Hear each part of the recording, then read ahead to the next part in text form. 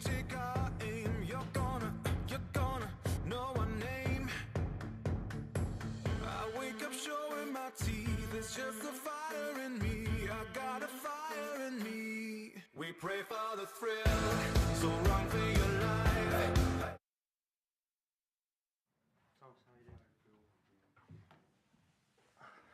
Oh, where's everyone?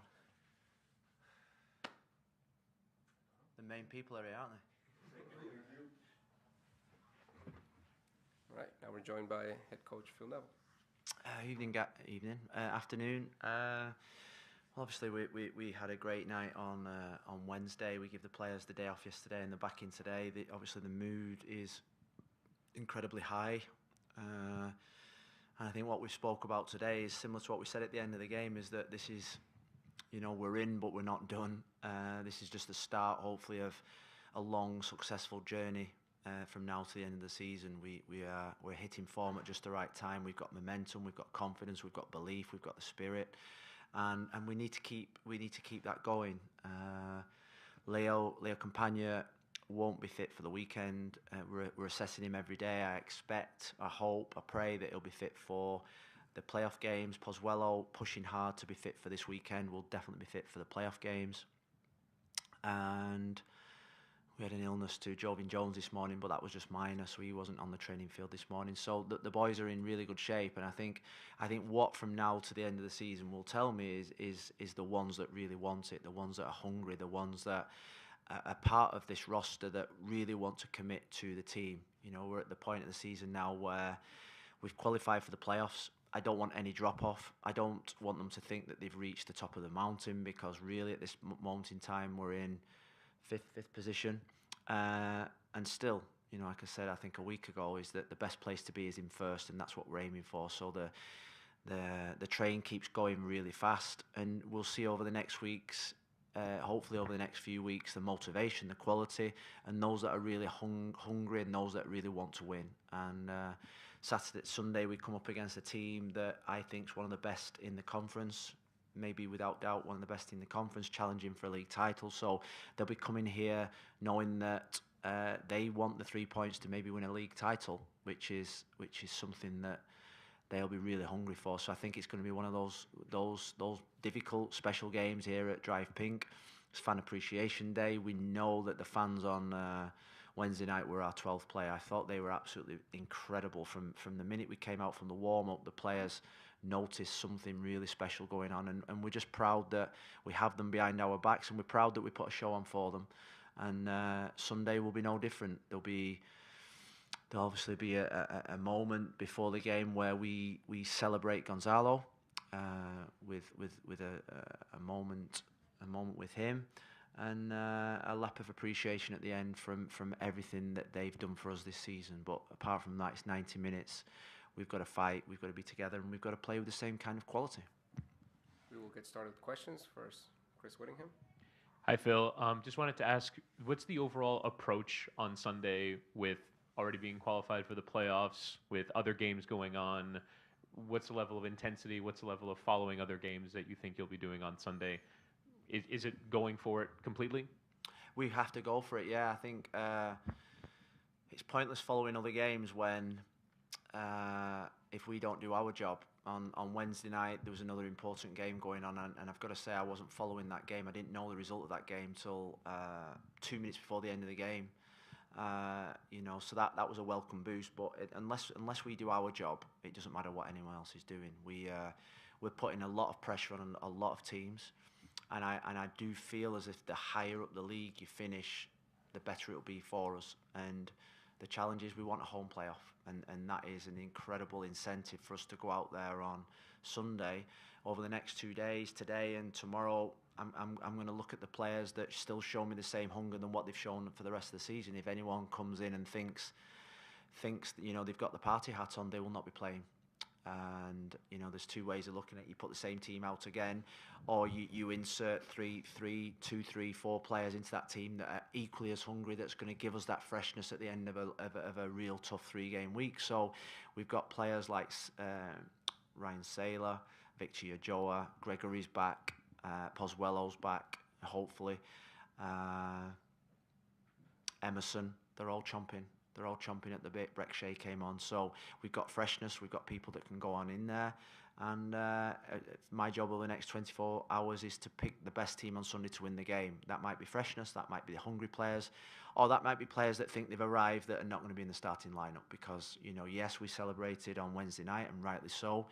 But like I say, this is the start of the journey. And if anyone thinks that it's the end, then they've got no place at this football club. We'll go to Thomas, then Steve, then Austin. Phil, again, congratulations first and foremost. Talk to us a little bit about when you guys made that change to a 4-4-2, which initially was talked about maybe 3 in the back, but the players felt more comfortable with 4. And in particular, how well that midfield diamond has functioned, obviously with Pozuelo and Gregory, but then the last game with Taylor and Vasilev as well, Bryce Duke Morris, the 10, and Motto's been brilliant there. Talk about all 3 lines, in particular that midfield, obviously, that went from 3 to 4 and caused problems for other teams. Yeah, well, we sat down as a technical staff, and it was probably when Leo was coming back into training, and I felt we'd gone to Chicago and we'd beat Columbus at home. We'd gone to Chicago, and the week before Chicago, when Leo was close to back, we'd experimented in training. We had a day in training where we tried two systems with 2 forwards, because I knew that the last stretch of the season I had to get 2 centre forwards on the pitch, because I wanted to go for it. I wanted just to throw the kitchen sink totally at every game, and that meant scoring goals. I wanted to outscore the opposition. I wanted to win games 5-4 than win games 1-0. So we played, we played a little bit of a scrimmage. We played a diamond. We played 4-4-2, and the players really liked it. And then we was going to DC, and I got the senior players in. And it was a choice between 4-3-3, or 3 at the back, or the diamond. And sometimes as a coach, you've got to listen to your players. You've got to involve them in the process. And straight away, I had 3 boards up, and straight away they all pointed to the diamond. And so we played the diamond against DC. Where the first half, I thought it was a little bit rusty, and there was teething problems. But I liked the fact that both the centre forwards scored the goals to win us the game, and we played it in the last 10 minutes. I don't know if you remember, against Columbus, we needed to win the game. We went to a diamond, we scored the goal straight away we scored the goal. Gonzalo scored the goal, and so I thought, well, we might be onto something here. And the players have just took it in their hands just to learn a new system in a short space of time. I feel as if it's brought the best out in Motta. I've got to say, getting more people in central areas so we can dictate play more. I thought Vasilev and Taylor the other night was sensational. Vasilev and the work that they have to do, because there's two things about this system. You have to keep the ball, and you have to have a high end of intensity and capacity to run. And the other night we had 4 dogs in midfield. We had 4 real dogs that worked their socks off. And they won us the game, I felt. And what the Diamonders give us is give us a platform to control the centre of the pitch and to have 2 centre forwards. Too many teams this year has probably come here and probably their centre backs have controlled the game. And I felt with 2 centre forwards now, they are forced to probably play in different areas against us. And you know, against Montreal, I've got to say that maybe the Diamond won't work against Montreal because of their system. Maybe we have to tweak it and go a little way. But you know, I was joking with the technical team this morning. I think we've only not played one system that's in the textbook this season. That's the Christmas tree formation. And so I said I think we'd be letting our players down if we didn't try something else. So no, the players enjoyed it. So maybe one follow-up on that. And Yeah. You touched on it, obviously, the flexibility of this team now to see games out. You went to a 4-5-1. Yeah, 4-5-1. All the little wingers Yeah, in a deeper position. You've played in a 3-5-2 to either win a game or also control it to make it a 5 as well. So how confident feel you that you can switch this formation and players are still confidently can still produce either winning a game or protecting the lead and say, you know, if we keep the 0 or 1 against, we get the 3 points. Yeah, well, it's something I really learnt when I was international manager, and you go to tournaments, and I felt as if 6 weeks ago we went into tournament mode, and when you go into tournament mode, you've got to be adaptable, you've got to be flexible, and so what we did was about 6 weeks ago, we started training scenarios 1-0 up, 1-0 down, chasing a game, defending a game, seeing out a game, throwing the kitchen sink at things, and really what that has prepared us for, and we've been coaching that and training those scenarios every single week, is that at any given moment, if we're chasing a game, the players know what to do. If we're defending a game, they know what to do. So I think you saw the other night that we went low, we went 4-5-1, we tried to control the game without the ball. And then I suppose at the start of every game we're going to throw the kitchen sink mode, which is go for it mode, and we've been training those scenarios, and I found that my experience in tournaments are you can get to the quarterfinals, semi-finals of major tournaments, and there becomes a time when you have to you're 1-0 down, you either stay in the game or you're going home on the plane, so you've just got to throw everything at it, and for that you need to coach that, and you got to have the right players, and what we've been doing in particular is that the team that starts the game is not the team that finishes. So we've really been training these scenarios with the game changers that we bring on, the substitutes that we come on. So our substitutes like Victor Joe he came on the other night, he knows his role, he knows his task, but he also knows what everybody else has to do as well. So they're so experienced at what we have to do now. And that's through the hard work that they're putting out on the training ground. And you know, Breck Shea getting a few minutes. Breck Shea coming on and knowing, I don't know if you saw in that second bit of the game, Torres, who I think is a fantastic player, kept picking up the ball behind Bryce, and Bryce was tired. Breck Shea just comes inside because you know, you cover each other, and that's just through knowing their jobs, and that's why I think you see us making a lot of substitutions at a certain amount of time, but changing formations and scenarios. So that's something really good, and that I learned that being an international manager. We touched on this before about your situation as well. You're out of contract, you know, at the end of the season, but I guess from your perspective, you've done everything you can, everything you can, right? Yeah, well, you know, I don't see it as a problem. I trust the people I work for, and you know, in a way, you know, you go back to probably when we played, and you got rewarded for good performances. You know, you got your bonus when you won a game. You know, when I was playing, and sometimes you got appearance money for giving everything you possibly could to get onto that field. So you had to really earn what you got given. And you know, I think we have a staff and a group of players that are heading in the same direction. We have ownership that's got incredible ambition. ambition to do well. Like I say, we're in 5th position at this moment in time, but I think for the ownership that I'm working for, I don't think they're happy with that in terms of sort of like they want to finish first. But I think they also know, you know, from the conversations that we have, is that this is a big step in the right direction to where they want to be as a football club. So. Kind of like keeping you on your toes as well a little bit. Do you think? Yeah, I think it keeps you hungry. I think in the modern era, that there's a lot of this. You know, the young brigade, like, you know, they have a couple of good games, they want a new contract. They score a couple of goals, they want a boot deal. You know, I think there's that thirst for having things before you've actually earned it. I've always thought in life, if you earn something, it always feels a lot better. You know, when I was young, I to get a new cricket bat, I had to score 100. And to score 100 when you was 13, 14, it took a lot of effort, it took a lot of practice, it took a lot of sacrifice, and that's the way I was brought up, and it feels like I'm back in that situation, but it's Pardon? Yeah, every other week. But no, I think everyone knows what we're doing, the job that we're doing, and I trust the people that I work for, that they reward us for good performances, and at the moment we're getting good performances. Awesome. I guess I just want to touch a little bit more on Tom's question and your thoughts on John Malta this year, because it started off the year he was more of an 8, and then I think it was a game against Atlanta where Gregory was suspended. You put him in that 6 role. When you brought him over and you and Henderson made that decision, is this what you expected from him, or have you adapted a little bit to what he can do, you know, playing back to goal, dictating tempo with multiple players around him, the diamond in midfield? It was Gregory and Duke, now it's Vasilev and Taylor, and he's excelled. He's been our best player in the last 2 games, yeah. And you know, I think with Motta, people talk to me about Motta, and I think he's the glue that holds the team together in terms of the way that we play, the style of football that we play. You know, you have Gregory and Gonzalo and Leo and them that people see with their naked eye. But Motta is almost like the one that knits everything together. You always think like Pozuelo passes to Gonzalo, but who passes the ball to Pozuelo to get it to Gonzalo?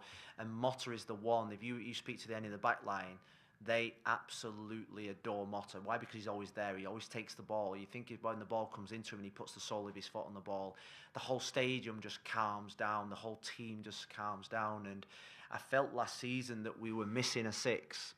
And when he did come, I had visions of him playing 8 or off the right or left in forward positions, even in the 10 position with Gonzalo.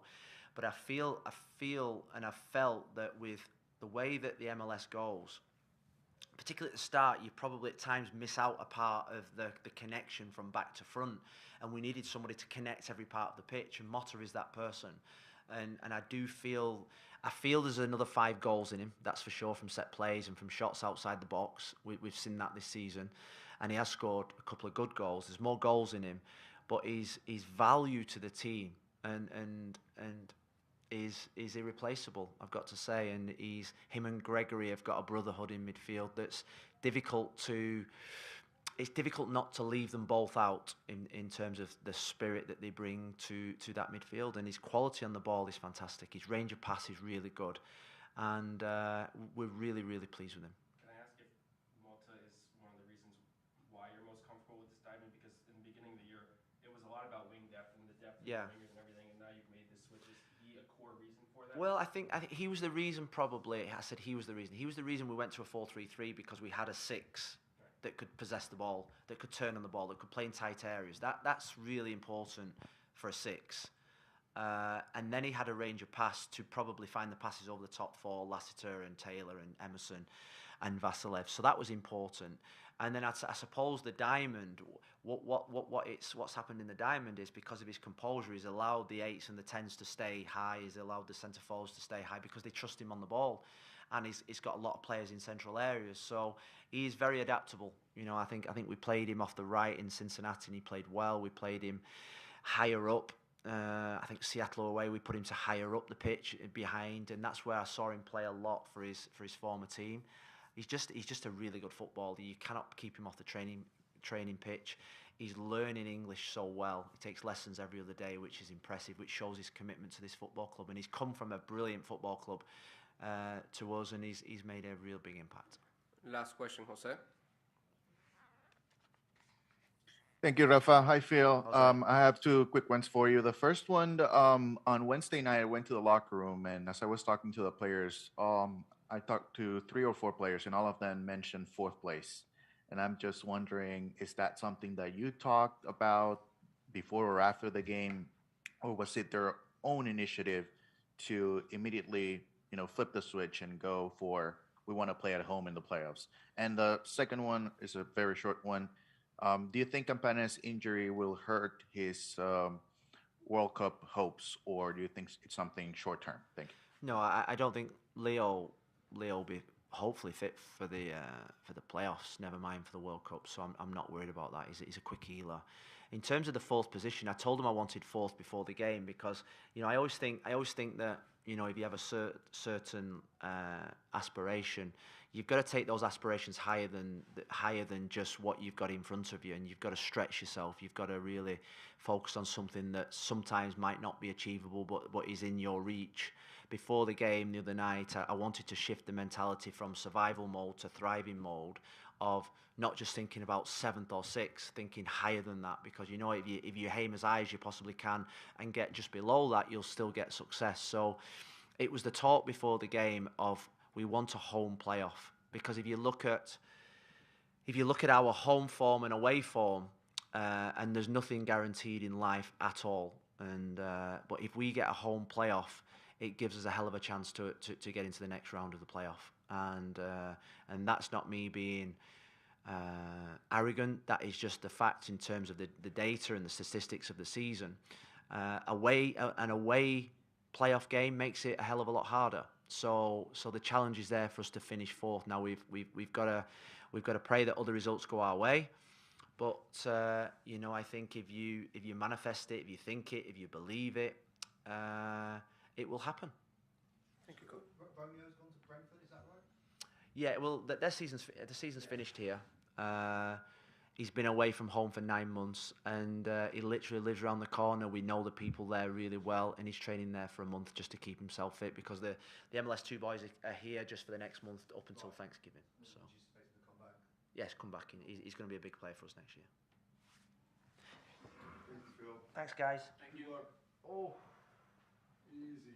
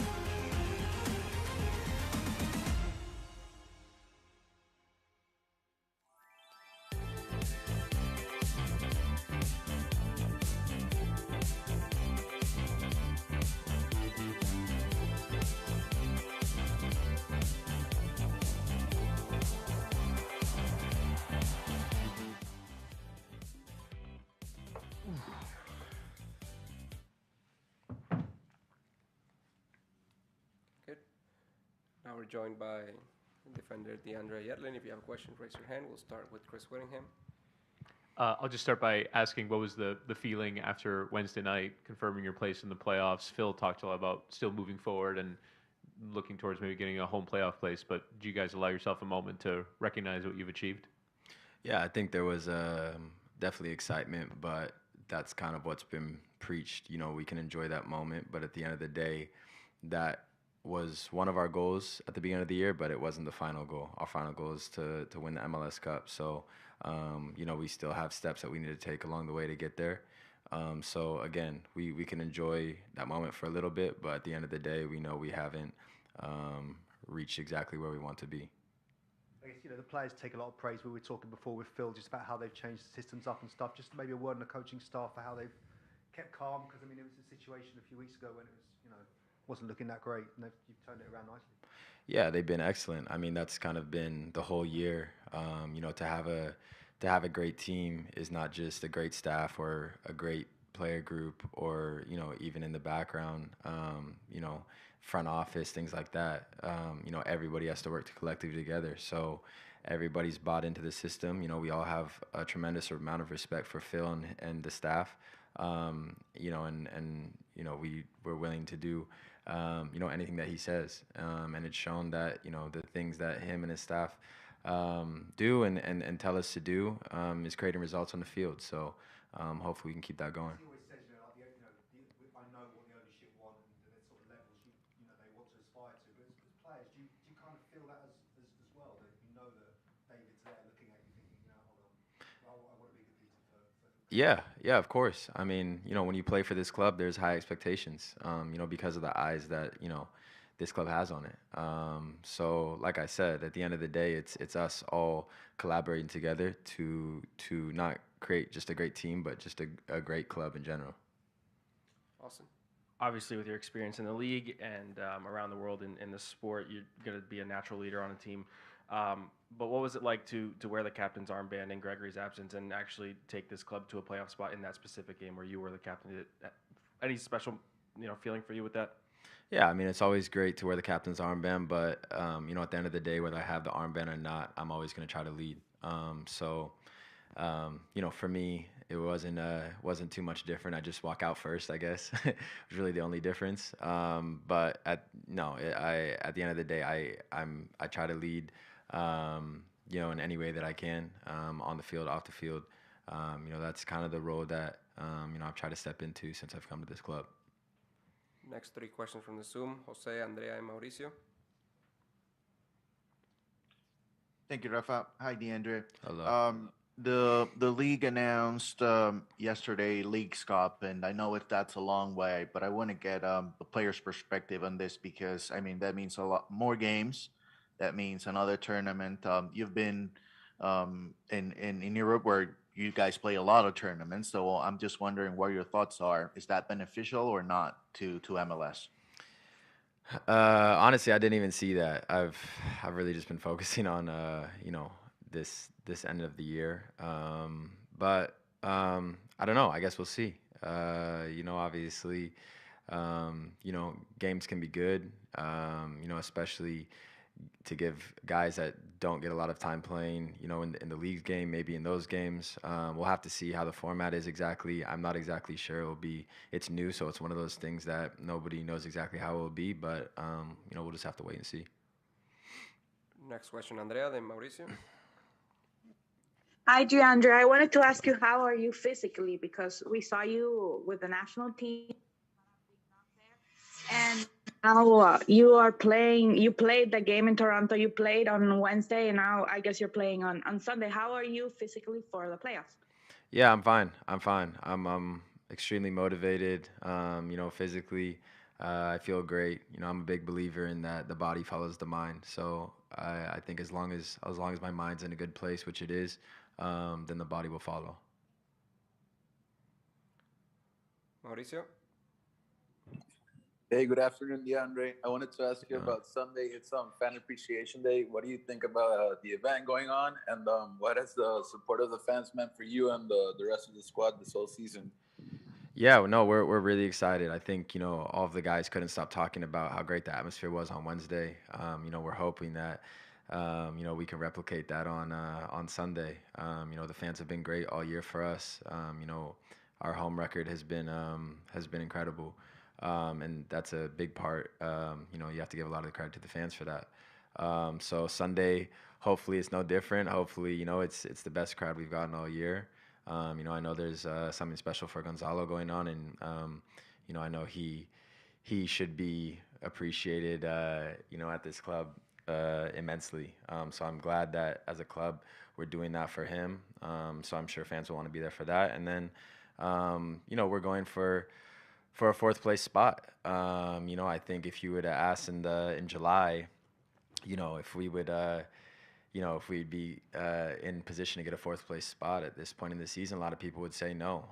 So now to be able to be in that position, we're incredibly excited. Everybody's incredibly motivated.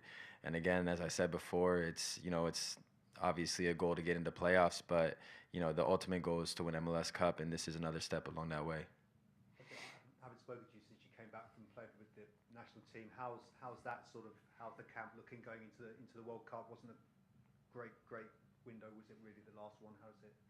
Yeah, no, I think the players are fine. Obviously wasn't the greatest window, as far as results standpoint, but I think, as a team we learned a lot, and at the end of the day, you'd rather have, you'd rather get that out before the World Cup than during. So, I think it's a good little wake up call for us as a group, and I'm sure we'll be fine come the World Cup. On guitar, you're an intelligent guy, spoken about a number of things. I mean, where do you stand on the sort of criticisms of Qatar and hosting the World Cup and the various other things that go along with that? Yeah, I mean, well, as a group with the national team, we have a saying called "Be the Change," and "Be the Change" is basically just be the change that you want to see in the world. So I know as a federation they've set up initiatives and things like that, and we'll be doing some stuff in Qatar. But at the end of the day, the federation is doing a great job of creating awareness around those issues, and so when we get to Qatar, we'll be doing those things. You said, DeAndre, that if the mind is right, the body will follow. What's your sort of process to getting the mind right? For me, it's a lot of meditation. Meditate a lot, especially with Drake. A lot of meditation before the games. We meditate right before the game. Being around my family, being around a good social group, being around the team. It's great to be around guys that you like. Every day it makes the job a lot easier. And at the end of the day, just trying to keep perspective. I've said this a lot, but we're here to entertain people. We're not saving lives. We're not fixing all of the world's problems. At the end of the day, we're here to entertain people. So while it is incredibly important, I think there's way more important things in this world. So when you think of it like that, then it kind of helps you relax a little bit and just have fun with it. I think that's the most important thing. How long do you meditate for before a game? So we do it with our life coach Fahim, me, Drake, and Ma. Usually it's about probably like 7 to 10 minutes right before the game, just nice and quick. He personalizes it for every game, so he'll kind of ask what mood we're in before the game. It makes me feel a bit sleepy sometimes, like 10. Yeah. So that's the thing. He's very good with it. He'll ask what kind of mood we're in, and then based on that, if we're overexcited, then he'll do something that calms us a bit. If we're a little bit too relaxed, he'll do something that gets us pumped up a little bit. So he's very good with that. We've been doing it all year, and it's been working. Yeah, of course. And then we have our meditation group, every day after the training that we've been doing, and staff have even got involved in it. So, it's been a great thing that we've kind of created here at the club. All about the breathing, yeah. Now we're going to go to Andrea on the call. DeAndre, talking about that, I talked to Drake a couple of weeks ago, and he explained how important you were for him, what you have shown him, how you have gotten him under your wing, and talking about the meditation and all that. Can you talk a little bit about that, how you got these amazing young players, that you could be a role model, and that sort of mode you have in your career now? Yeah, well, speaking on Drake, as soon as I got to the club, me and Drake sort of connected. I think still in this day and age, meditation and mindfulness, isn't, especially in sport, it's growing and it's getting trendy, but it's not still one of the top things. And for me, coming in, it was something that I'd really focused on. And I saw that in Drake as well. Drake was extremely focused on it as well. So immediately there, we had something in common and kind of connected over that. And then, over the months, started doing bike rides and all sorts of different stuff. We're both from the West Coast, so we have that in common. His girlfriend helps a lot with my fiance with our baby. So when we're on away trips or things like that, she comes over to the house and helps with the baby, and they've become incredibly close. So yeah, we've just become incredibly close, and as he learns from me, I also learn from him. Even though he's young, he has so much wisdom, and you know, it makes me think like, wow, what if I had, you know, his sort of mind when I was his age, you know, how much further along in my career I could be. But at the end of the day, he's a great kid. And then, you know, that goes for all of the people at this club.